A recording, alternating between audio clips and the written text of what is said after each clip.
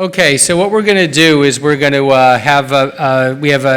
we have 4 cases that we've put together. These are real cases. I don't know that we'll get through all 4 cases, but we'll stop at 10 o'clock for the break, so we'll get ourselves right back on time as well. We've got a distinguished group of panelists we're going to keep moving people's names around just to confuse everyone. And we're going to go through now these cases, and Alfredo and I are going to go back and forth and share them. Okay, so case 1. This is a 52-year-old woman who noted a lump in the neck in 2018. Her physician again thought it was a node. TSH was normal. It didn't resolve. She had the CT. So this is similar to what I showed you guys before. Let's see if I can get this to go. In this case, ultrasound revealed just one right lobe nodule, measured 2.2 centimeters. There is a question of a possible nodule on the left. Nodes, again, were not reported, and she is referred for evaluation.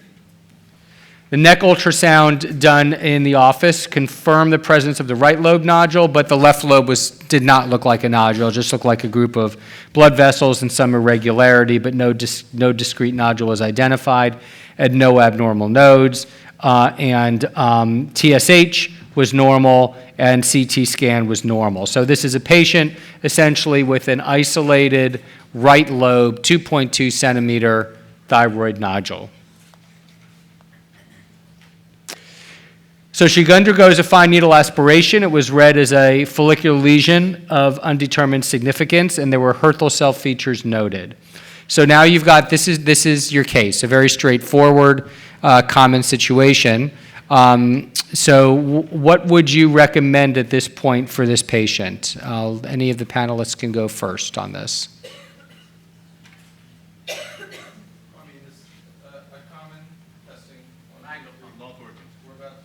Microphones, guys. There we go. There we go. You can just go ahead and turn all the panels on. We'll be quiet in between. So this is a common situation, right? This is if you're on a panel, you're going to get a Bethesda 3 nodule.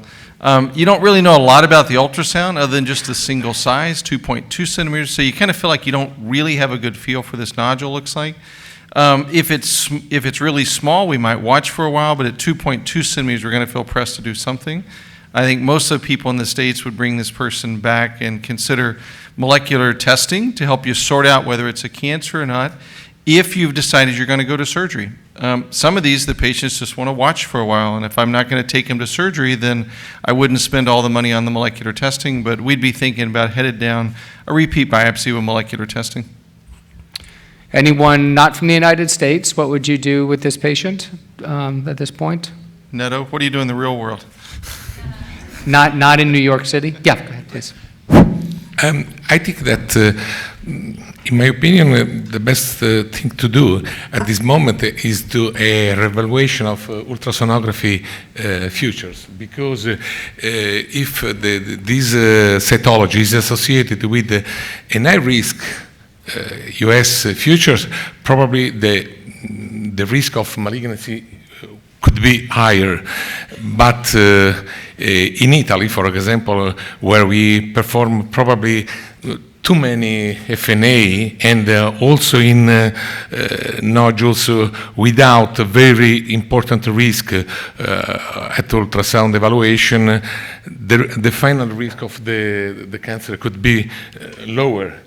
And probably we should have 2 more additional information on the basis of clinical. What is the patient from?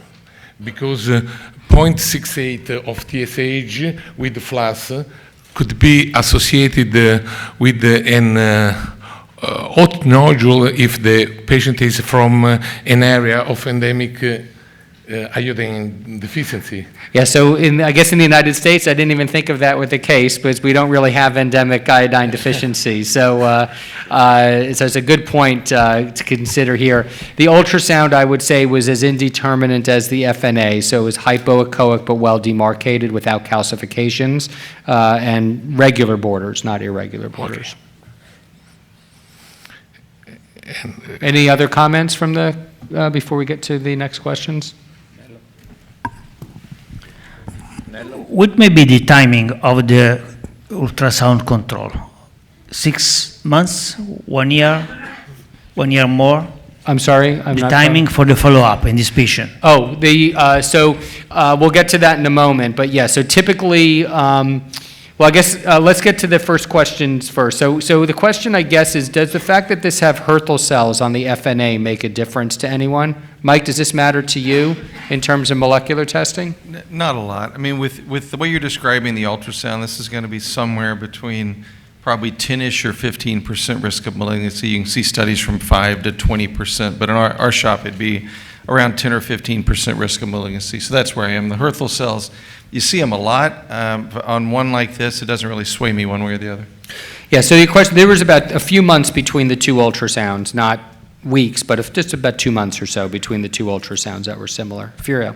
When I see your cell, I want to know if the antibodies are positive. Okay, I agree. fair enough. Okay, so let's go on.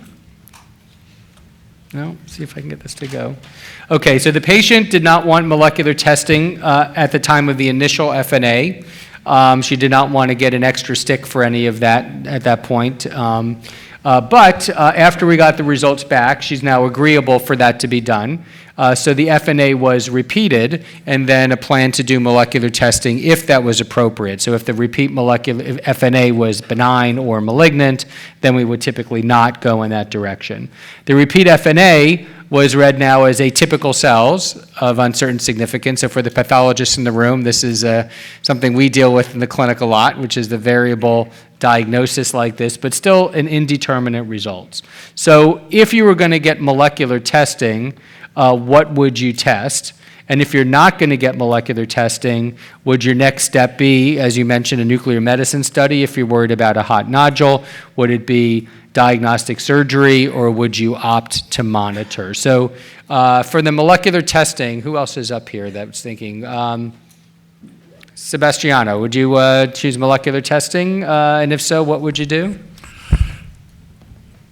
Just if you think we should do the surgery, I will do the molecular testing to have a confirmation for the surgery. Otherwise, what is the goal? Our goal is if it's cancer, is intrathyroid cancer or not. This is the main issue, because still we can see the nodule after a while and make the decision eventually later. If the sonography show low risk, no extrathyroid involvement, then we are quite confident about this nodule. If we decide, or the patient don't want sometime, she made the decision, I want surgery, I would done molecular to have a confirmation and to like a guide for the surgery. Okay, so you would do molecular testing then to help determine the extent of surgery or the type of procedure. Mike, what do you think of that? So I'd get a second opinion. I'd like this entire audience to vote, and then I'll make a decision. So here's your 4 choices. Here are the 4 choices. How many would say we're going to do molecular testing, real world, quickly? Molecular testing? All right, okay. How many would say nuclear medicine study? Quickly? All right, okay, thank you to the Europeans. Diagnostic surgery? Quickly? There you go. And how many people just say watch? Yeah, if we're honest, aren't a lot of us watching these? I mean, I know it's not popular to say in public because we're supposed to say do diagnostic testing and do, but how many of us tell the patient, come back in 6 months, come back in a year, and these diagnostic threes? And I think that's largely because, yeah, this could be a thyroid cancer, but it's unlikely to be an aggressive thyroid cancer. This is not going to be a Hürthle cell carcinoma or a widely invasive tumor. So it feels to me like over the years, we're doing a lot of watching these kind of under the radar screen, exactly as what Neto was saying, if they look good on the ultrasound. So I find myself in this situation a lot of times watching. Now, admittedly, I don't do a bunch of this because I work at a cancer center, but it's interesting, Matt, to see like how much more, I think now than 5 or 10 years ago, some people would monitor with none of the above. And in Italy, there are regions of the country that you would get a nuclear medicine scan on this patient in this situation, or no? Or depends on where they're from? Certainly not, because in the general opinion, a nuclear medicine study is only addressed when you have a very low TSH level in the suspect of hyperthyroidism.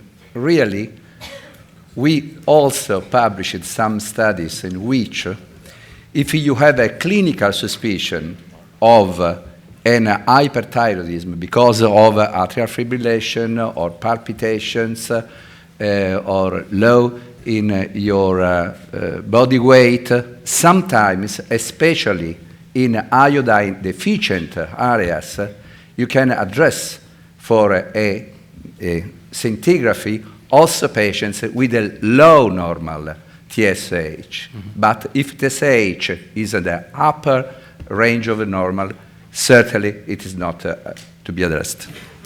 Yeah, so I think that matches what we would do as well. We generally limit doing nuclear medicine studies to patients with low TSH, but it sounds like the TSH 0.68 may be considered borderline here, depending on where you are.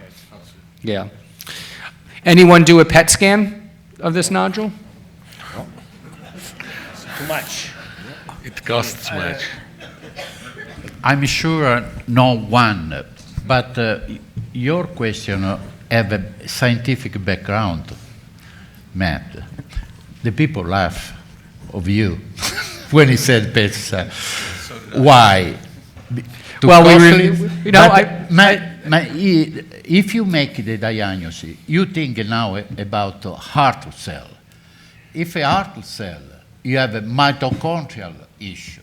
If you have a mitochondrial, you have a real mutation also in mitochondria, very active mitochondrial, and you found positive in PET scan this nodule. This is your background, your mind. Yeah. I make a CT scan of your. I read what you want to say. So Don't put this in the. So I would, guideline, as a clinician, I would not do a PET scan on this patient, but you are right. I was trying to get exactly at the point you're making, that if you have a flip situation of an incidental nodule identified on a PET scan, Hürthle cell tumors tend to be very, very hot because they tend to have a lot of mitochondrial activity. Therefore, you might expect, if you happen to get one, that this would not be a great distinguisher necessarily, because you would have a Hürthle cell adenoma with the same features as a Hürthle cell carcinoma. So I would not get a PET CT on this patient, but I just thought I'd see what you said. please. No. No. Okay, so because it's in the United States and because we read Mike Tuttle's guidelines, we went ahead and did molecular testing because he told us to do that until today. So we went ahead and did that and had an mRNA expression analysis that was consistent with the BRAF V600E mutation, and simultaneous at the same testing, though, they can do a mutation panel which also showed the mutation. So now you've got a BRAF V600E mutation, a nodule that shows either FLUS or atypia in the setting of potential Hürthle cells, which might be totally a red herring, yes, because those can sometimes be seen. So now, Furio, does this patient have thyroid cancer to you? Does this patient have thyroid cancer now? Yes. So the point is that BRAF mutations, in comparison to many other genomic abnormalities, is a form fruste, is a diagnostic of papillary thyroid cancer. So now you have a patient with 2.2 centimeter thyroid cancer with a low risk ultrasound in terms of lymph nodes measuring 2.2 centimeters. So we're just a little larger than Dr. Miauchi's data, who's in the audience here. Anyone going, so does this change your recommendation to monitor by ultrasound forever or to do surgery now? If it does it influence how much surgery you're going to do? We have to have a surgeon take this one first, But of course, for the surgery, I also following the guidelines, the I prefer to operate this patient with a total thyroidectomy. We know that because we have an area 7 millimeters in the contralateral lobe. So I think the best way may be to remove the total glands. Not necessary to remove lymph nodes because we have no evidence of clinical preoperative lymph nodes. Otherwise, if we have, of course, lymph nodes during the operation, we can also have the frozen section. Maybe someone in these cases may also have a lobectomy because between 2 and 4 centimeters is also possible to do a lobectomy. But I think we have to discuss with the patient for the possibility to have a contralateral, maybe another nodule, another cancer or not, if the patient wants to be follow-up for some months or years or to remove the total gland. So I'm going to ask the panel to raise your hands. So how many first would recommend surgery on this group? So we have all but one, it looks like, would recommend surgery for this. How many would do a hemithyroidectomy in this patient? Mike, you can only vote once, and 2 hands don't count. But how many patients in New York would accept that recommendation, Mike? About half of them. Yeah. That's exactly right. Yeah. And then, so then the other half presumably would do a total. How about the audience? Who would do surgery? Okay, pretty much everybody. Of course, we've got an audience of 50% surgeons, so it's automatically going to go up. Okay, and then how many of you would do a hemithyroidectomy? Appropriately, hemi, half, right? And how many would do the total? Okay, so very interesting. And this is exactly where the data sit. Right, in this gray zone, this 2 to 4 centimeter gray zone, and this is why there's a study being proposed now. It tells us about our medical decision-making when half of the patients will choose lobectomy versus total, and half of the doctors will choose lobectomy versus total, because the doctors that chose total will choose total for their patients. The doctors that choose lobectomy will choose lobectomy for their patients. That's an internal bias we have. So it's important for me as a big proponent of lobectomy not to project that onto my patients, but to understand what their value system is well, and the same thing the other way around. So that 50-50 is working out. Yeah. Sorry, Marco. The other bias is, so the question, if you, surgeon or endocrinologist, have this kind of lesion, what do you prefer for you? Lobectomy or total lobectomy? Please, ask to the Oh. maybe the difference, Okay. maybe this is a bias. Yeah. Well, I think that's What what we Mike's suggest saying, and right? what we Yeah. want to Yeah, if have it was for your us. thyroid, what so would this you have? this is Yeah. important because remember, you can't sue yourself, okay? So think about that when you make Mike, this I vote. thought in New York you can sue anyone. I sued myself twice and lost, but Yeah. that's okay. Go ahead. But Vote. that's a Kentucky problem. Okay, so how many of you, if it was your nodule, would go for a what's that? Who's the surgeon?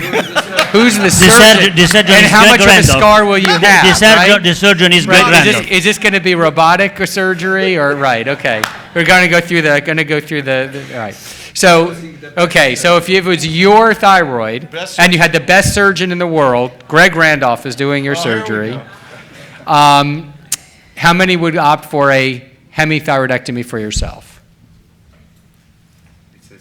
So maybe a little less than would recommend, right? And how many would say total thyroidectomy for yourself? So probably 2/3. So I would say there's a little bit of a shift, right? I think it's a good question. We have the picture for before and after, so we will check. Okay, so with that, we're going to try to get through another case. So I think, Alfredo, you're up next.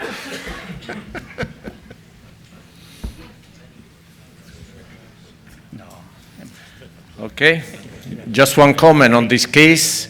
The girl was really unlucky. She had a thyroid cancer, but the girl was lucky because she had a BRAF mutation. Otherwise, we wouldn't have made the diagnosis. And we know that BRAF mutation is less than 10% in Bethesda category 3 nodules.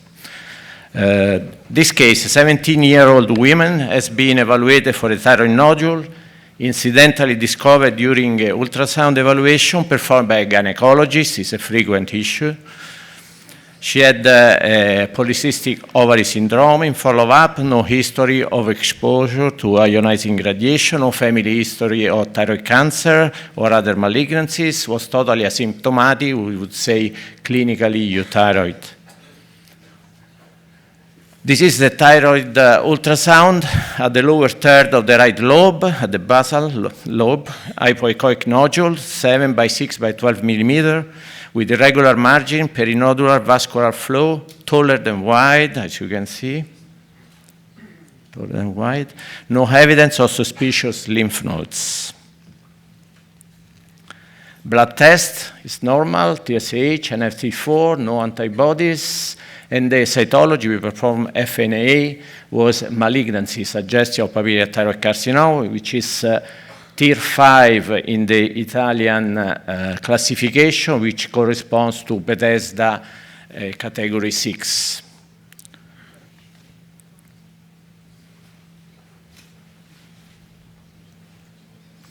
Right lobectomy has been proposed for these patients. Remember, it was a 12 millimeter nodule. And so the discussion with the panel, was the FNA sites correct to perform the fine needle aspiration according to the guidelines? First question. Second question, which type of surgery, lobectomy or total thyroidectomy? And finally, would you have made a prophylactic central neck dissection for this patient? Please. Could I? I think that according to all the guidelines, fine needle ago biopsy is mandatory because the nodule is more than 1 centimeter and has at least 3 characteristics of a suspicion. So this is a high suspicion according to ATA rules. In fact, it was taller than wide, with irregular margins, without calcifications, but vascular. Vascularity is not essential, but at least 2 characteristics are present: irregular margins, hypoechoid, and taller than wide. So I think that the cutoff, according to the American rules, is 1 centimeter. According to European rules, is more than 0.5 centimeters. So in any case, fine needle ago biopsy, of course, is mandatory. What about surgery? Which type of surgery would you recommend? Thyroidectomy or a total thyroidectomy or lobectomy? Nuccio. I will be the last to respond for this. What about the other panelists? Probably you would suggest. I think that it's very important to perform an ultrasound evaluation, a preparative ultrasound evaluation to assess the probability that there is a lymph nodes involvement. There was no evidence of suspicious. Okay. Done. Probably a molecular testing analysis could be useful in this case to decide lobectomy because the guidelines recommend lobectomy. Okay. But if you detect a mutation from BRAF mutation, probably you could modify your decision. Nuccio, what about we usually do not perform routinely the BRAF mutation. So in these cases, we can follow the guidelines, maybe lobectomy. 1 centimeter, 1.2 centimeters, the same in my opinion. So usually lobectomy and no lymph node dissection. This is the guidelines. Of course, and I spoke before about some different approaches also for the ipsilateral node biopsies and frozen section, but this is an option in selected cases in some control study. Is not the routine because the guidelines, the Italian guidelines and the ATA guidelines did not suggest this routinely. I just want to add that Italian consensus in a case like that recommend calcitonin C. Yes. Yeah. In our institution with Rocco Bellantone and Nuccio Lombardi, we are performing this study doing lobectomy associated with ipsilateral central neck dissection, which is not recommended for everybody. It's a study that will show results in the near future, but it will have interesting results. Please, Matthew. Yeah. Just to add, in case you're at a place where you do molecular testing, at least in my opinion, I do not think there's any compelling evidence that the presence of a BRAF mutation should change your surgical management in this circumstance. I think that in an individual patient, we just don't have any outcome data to suggest it should be. So in my practice, I would not do a molecular test in this. You've got a diagnosis of papillary cancer, you've got sufficient information to make a decision. And I think one of the reasons we're struggling here is because this is not a tumor we see very often, right? Most of the time in pediatrics, there's abnormal lymph nodes, there's a 1 or 2 centimeter tumor. What we've done is we've taken this early detection thing that we've all been struggling with in our 40 and 50 years old, and this is a case now in a teenager. That's what makes us all uncomfortable, right? We all haven't seen 25 cases of little small tumors. So while technically you can definitely recommend a lobectomy in this, I think that's why we're all sort of feeling a little bit uncomfortable with that, the lack of seeing lymph nodes. So technically you could do a lobectomy, and we often would, but you'll often find some little small lymph nodes if you make the mistake of doing a prophylactic ipsilateral neck dissection. Go ahead.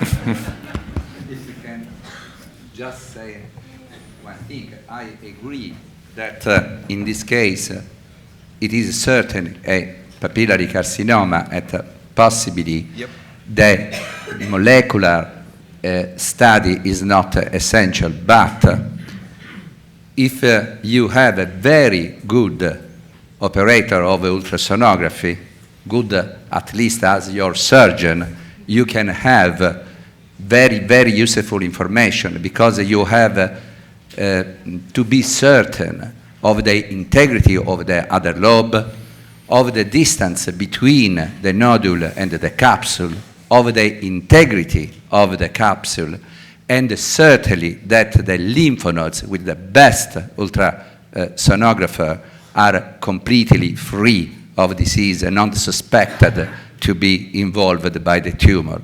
So I think that in this setting, the quality of ultrasonography may be the best tool before surgery to address the best surgery to do.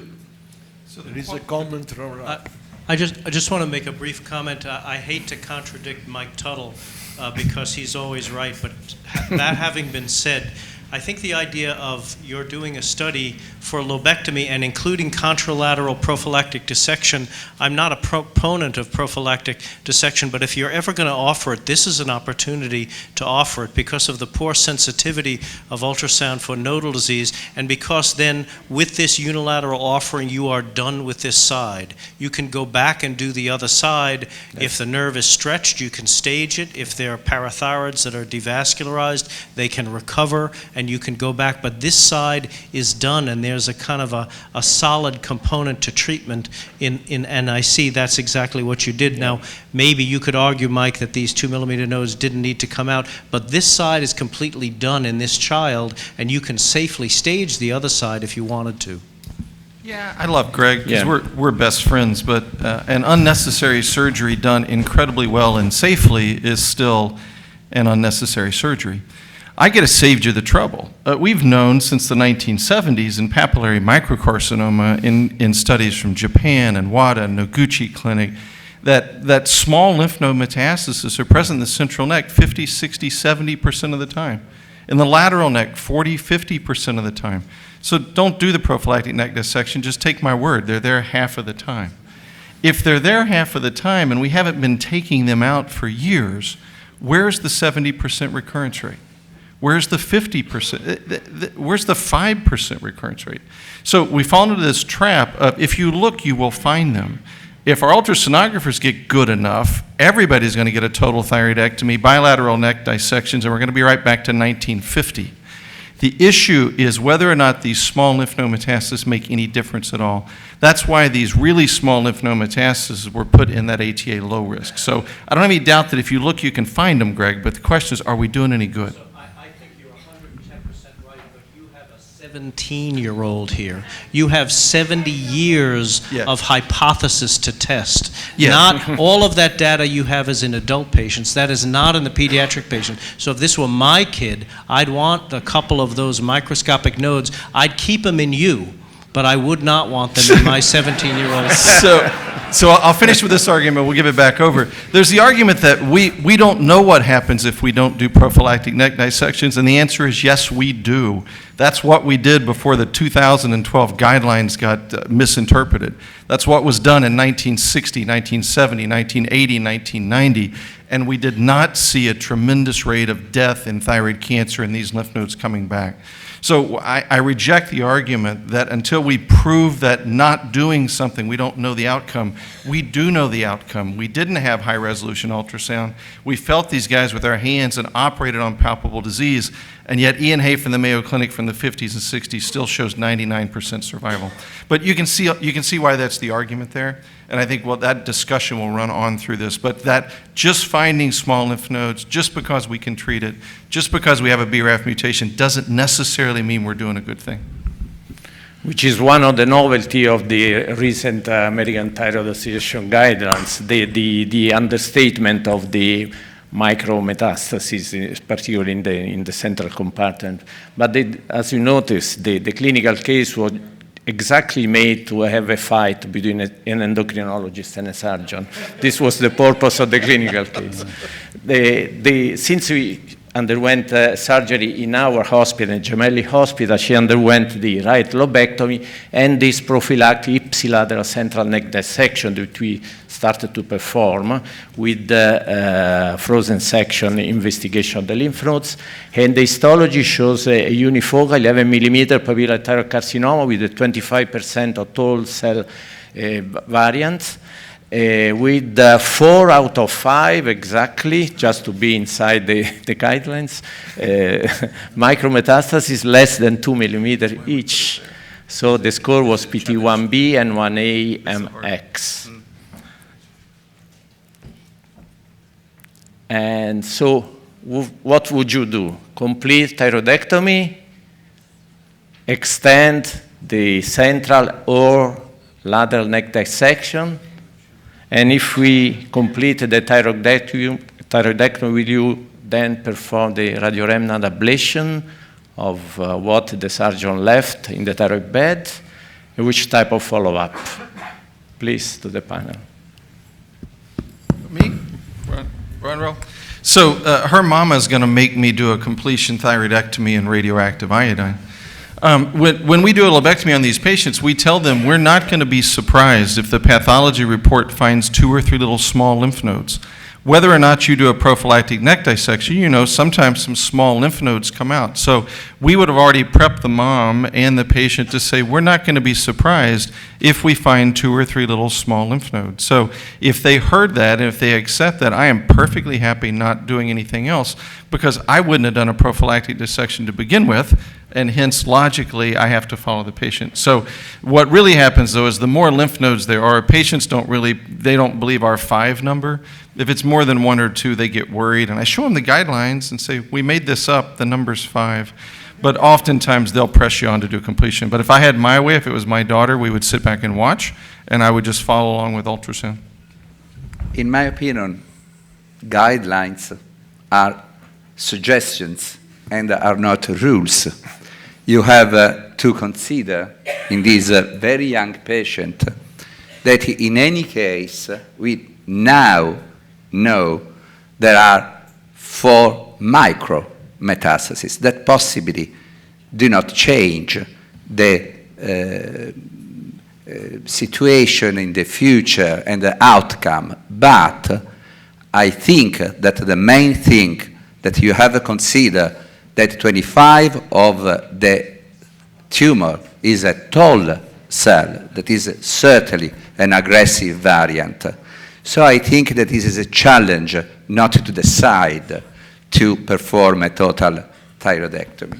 I want to say that which did you decide if you had known the diagnosis before the surgery? Total or hemithyroidectomy? This is Amy. This is the Probably main this is the topic. question. You have to decide In my opinion, what to do after, exactly if you would have this information before. Sorry. Okay. What is the advantage of doing a completion thyroidectomy in this patient? What is the benefit? To continue with the radioremination. No, mistake. Told said do not take up radioiodine. It's useless. So there is no need to perform completion thyroidectomy. I would come back to the patient, and I think I have a question for all the panel, because the correct approach right now is two questions, and they make the decision. What chance, what risk have this patient for the survival, overall survival? First question. Second question, what is the risk to have a recurrence of the disease, and when? This is the two questions we have to really make clear. And we have to look not only the guideline, but the data. What to say the data in these cases? What is the risk to have persistent or recurrent disease later on? What is the risk in overall survival? This. Yeah, I think it is the key question. So I think her overall disease-specific survival is 100%. If you bring her back to New York every 6 months for ultrasound, her overall survival will be less than it will be if you just leave her alone. So there's the overall survival. So I think her overall survival is 100%. We're not telling her to go away and come back in 25 years. I think her risk of finding new disease is around 10%. You left a lobe behind, so she could have some small disease on the other side. You certainly left some small lymph nodes behind if 4 were there. But I think that 10% can easily be treated with salvage therapy when it changes, which means 90% of the time, she doesn't need any other therapies at all. Okay, this is clear. We have 10% of the risk to have relapse, recurrence, which the second question, this recurrence will be only local. Then we have time to do surgery or other, or anything we want to establish at that moment. There is no rush for decision right now. Is correct this approach for all the panel? Rocco. Sorry. The problem in this patient is not the completion thyroidectomy, it's the contralateral central nodes, because these patients have a high risk of node recurrence, and node recurrence is a bad way for the surgeon in the second operation. If this case was my son, if I don't operate him, my wife divorced. Well, there you go. And we certainly wouldn't want that. Let me ask a question of everyone. So again, we'll throw this out to everyone and see what you think. So again, this is a case of a 17-year-old tall cell variant of papillary thyroid cancer, 12 millimeters, 4 or 5 positive lymph nodes. How many of you would not send this patient for a reoperation to remove that lobe? Okay, so maybe a quarter. How many of you would tend to reoperate on that patient? Honest to what you would probably do in your practice. Right, so I think, again, it kind of gets to the same thing. We've got the evidence-based for the guidelines, and then we have sort of the response that we might have as physicians thinking of looking at a patient when we see, because it's a young patient, right? If you make this patient 77 years old, maybe you're less likely to reoperate on this patient. But But to be fair to the guidelines, both of those options were legitimate options in the guidelines. That we work really hard not to make guidelines so precise you couldn't have that decision.